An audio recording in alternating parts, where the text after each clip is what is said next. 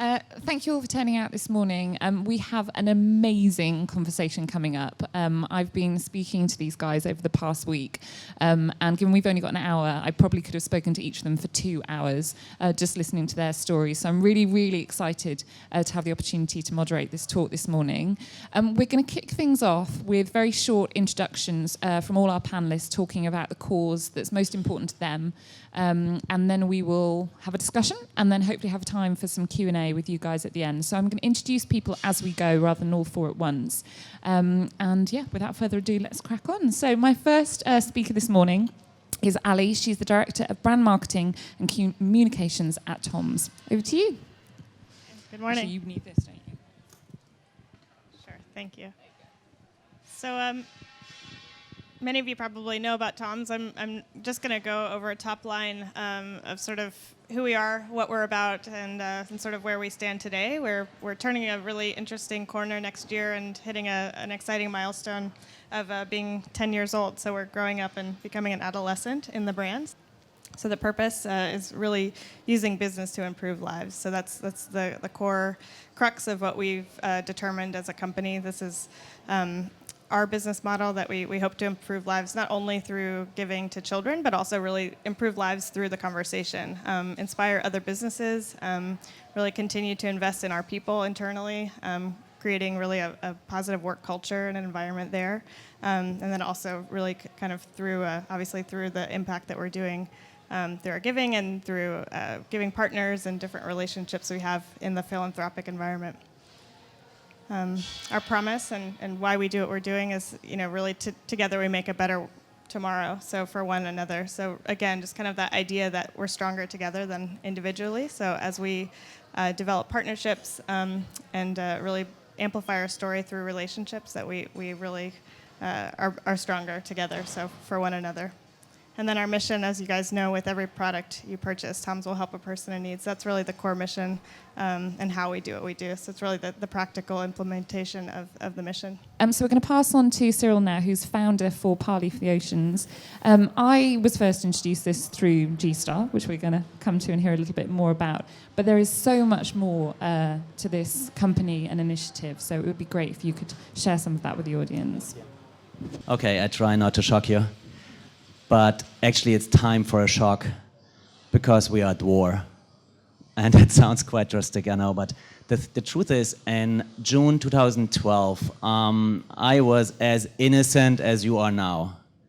I had no clue that the oceans are dying and that we are pretty much looking at the end of our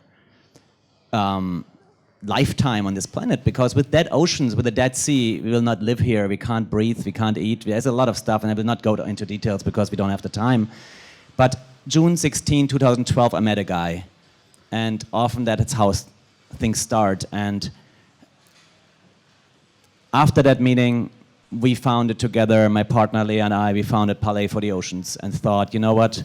We can't just keep doing what we do. We were running a very successful design company, and we were specialized on crisis situations, problems, like when a brand was really in shit, we would help to build it up new or turn it around, and we kind of like problems. So we learned about the problem, and the problem are the oceans. And the creative community, you, me, us, we are the resistance, because we can't wait for anybody out there to fix it. It's pretty much in our hands. And I just want to show what we do at Palais and invite you to be part of it.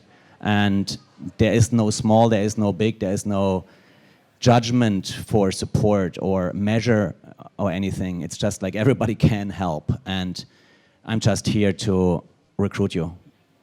That's my job. Our job number one at Palais is to create awareness. And it's not just to say what I just said, oh my God, it's also bad.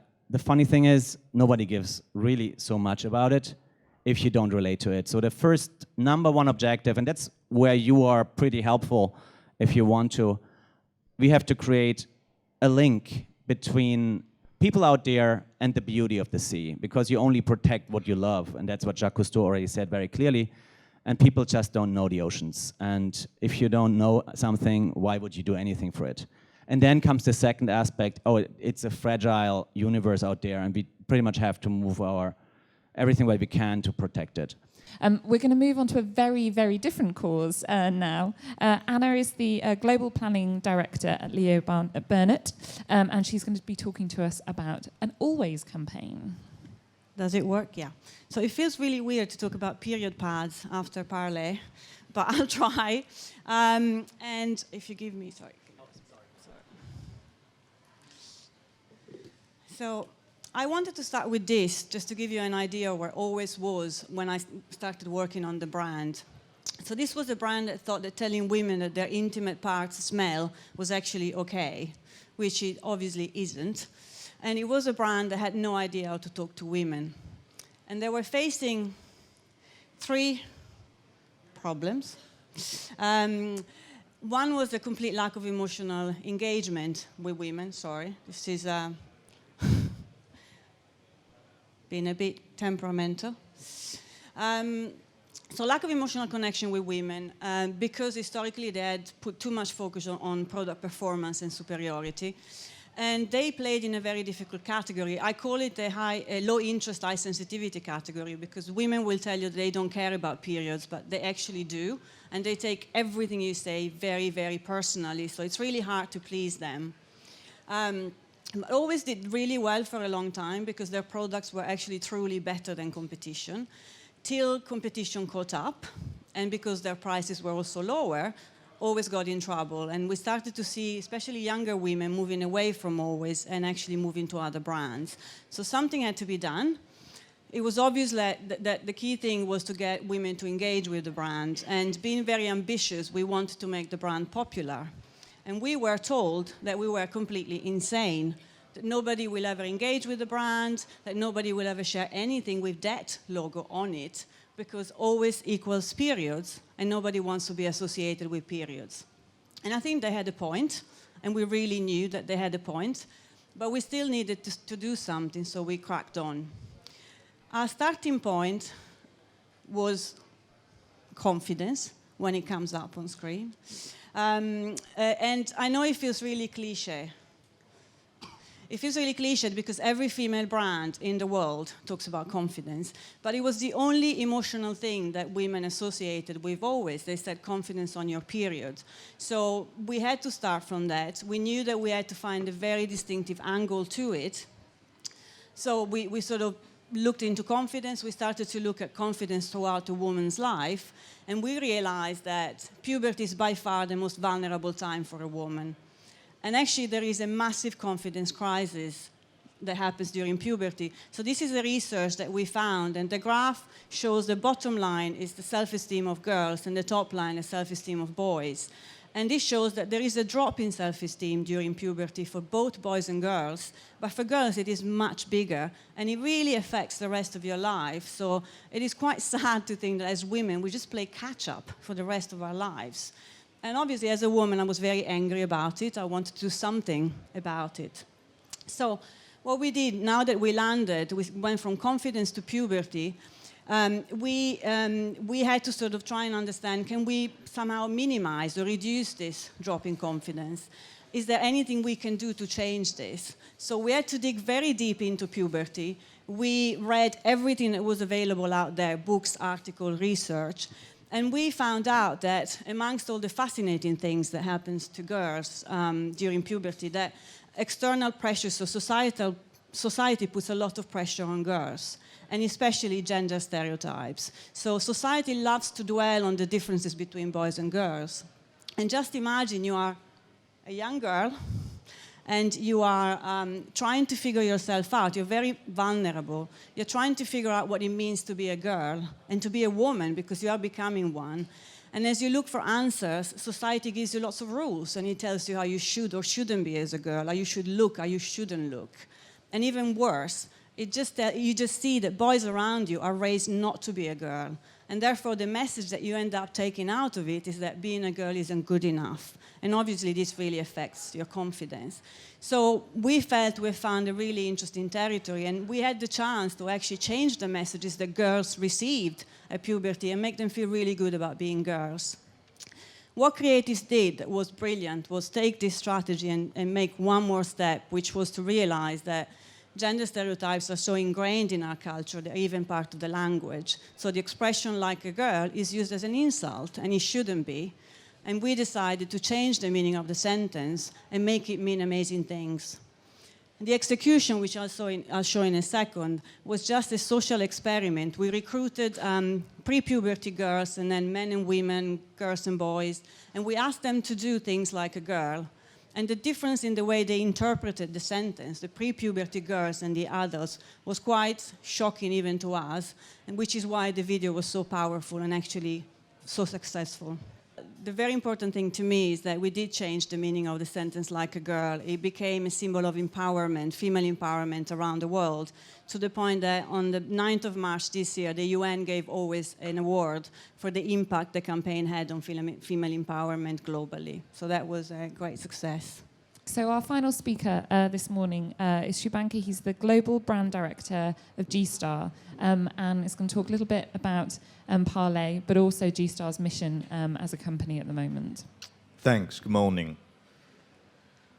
So I'm going to talk about Raw for the Oceans, which was the project that we jointly did with Palais, Bionic, and Pharrell Williams. So as Cyril sort of explained, you know, the ocean plastic problem is quite big, because when you see a quote like this, that the oceans contain 6 times more plastic than sea life, it's quite shocking.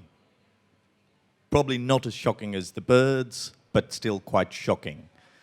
And we produce about 100 million tons of plastic every year, of which 10% ends up either on the coastline or in the ocean. So it's quite a serious problem. We developed a multi-stakeholder collaboration to start this project. So we have the plastic problem, Parley for the oceans, responsible for the ocean cleanup program and also taking care of the cause. Bionic Yarn, which is a technological yarn producer, providing the solution. So that means taking the recuperated plastic and turning it into something useful, a yarn. And then Gstar to make the product. So you have a very sort of functional collaboration. So we also added into the mix Pharrell Williams, who we met at a Parley for the Oceans talk in Berlin, and we decided that it would be better to have a A-list accelerator who could get involved in the center of the collaboration. So that means not like an alibi to join a cause, but as an accelerator for the idea, so not an endorser, and as a co-designer of the collection. Obviously, he's a man with sort of, you know, taste and high digital footprint and big level of influence. So it can accelerate everything. So it operates like a booster for the engine. Bionic Yarn, they were making a technological fiber, so 30% recycled ocean plastic, wrapped with 70% cotton. And this means that Gstar is able to weave that into denim. So that idea was really about sort of, you know, how you take a problem, make a concept in order to provide a product solution. And at the end, I think that it puts sustainability as a condition for doing business. So it doesn't just become an alibi in a foundation, you donate some money. So it makes and proposes a new sort of kind of business model. At the same time, people aren't looking from brands to be told how they should live. So at the same time, the other important thing is that we need to understand that we're only part of the solution. So we're not the solution. And it's good that we can sort of, you know, work with Palais, Bionic, get Pharrell in, and then build this movement bigger, because, you know, in order to take the small steps, you need a lot of people involved to make innovation, because it's always the work of not 1 or 2 people, but lots of people together, and happens over time. We started looking at sustainability in 2008 when, with Gstar, we did a partnership with the United Nations to support the Millennium Development Goals, one of which, number 7, is environmental sustainability. that made us at Gstar and our product designers think differently in terms of finding alternative materials for denim. So we were investigating everything from organic cotton to make jeans, recycling fabric to make recycled jeans, nettle and bamboo to weave in to make sort of more alternative cotton fabrics. And then in 2014, when it all came together because of, you know, the timing and the people involved, we were able to then boost this as the main Gstar global ad campaign. So when we launched in 2014, you had a big campaign visible everywhere. And at the same time, we did not feature Pharrell in the campaign. So we featured kind of a mix of young people, some other collaborators of the brand thrown in. So it was in order to try and build a movement. So you've got a consumer force behind it. In 2015, so everything takes time. We did the first collection, 2015, we made a film, which was with ID, documentary film about the plastic problem. And this features mainly the real heroes, who were the scientists, activists, and ocean cleanup people, who were doing the, let's say, groundwork to make a solution. So this features them as the heroes, not Pharrell. At the same time, Pharrell increasingly involved in the product collection, and he becomes also a magnet and a signal outside. So we got in Anton Corbijn, who we worked with in a long collaboration, to start photographing Pharrell. Started bringing in younger talent, upcoming musical talent like Rory, who's a very good singer-songwriter from Atlanta, who's hotly tipped, in order to get younger people into that movement. At the same time, instead of a campaign in 2015, launching a game app that is downloadable for free on Apple's on the App Store, where it encourages people to understand about the plastic problem in a very simple, fun way. And then you ask, well, what did it all achieve at the end? So some just highlight figures. Each collection uses about 10 tons of recycled ocean plastic. That's roughly about 700,000 plastic bottles. Means that in a year and a half, 3 seasons worth of collection, we're repurposing the equivalent of 2 million plastic bottles. On the cleanup side, the total plastic debris collected on the beaches has got to now 53 tons, which is a significant kind of number. And again, you don't do this overnight. So this is roughly a sustainability timeline. So we were at 1% sustainable materials in the whole Gstar collection when we were starting doing stuff with the UN, changing stuff internally. Then we started blending all the recycled materials into our biggest selling styles. So then the whole business system becomes 10% of everything is fully sustainable materials. Today, 2015, in the audit, is going to end on 20%. So it means the combination of this journey has ended up turning $1 billion jeans company where 1/5 of it is all sustainable materials. And what you end up doing is sort of future-proofing fashion. So the thing is that, you know, fashion is something that people desire. So it becomes about desire. And at the end, the job is how do you make sustainability desirable and not a sermon? Because that's what fashion can do. And at the same time, 21st century global consumers, especially some of the younger ones in the audience, they want ethical brands. You know, they don't want dirty brands.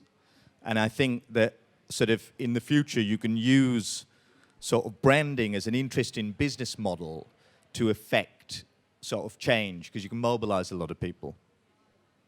I should stop there because you need to start a conversation going. Questions. Yeah. I'm really not doing my job very well, but they've all got so much interesting stuff to say. So first of all, let's have a round of applause for everything we've heard so far.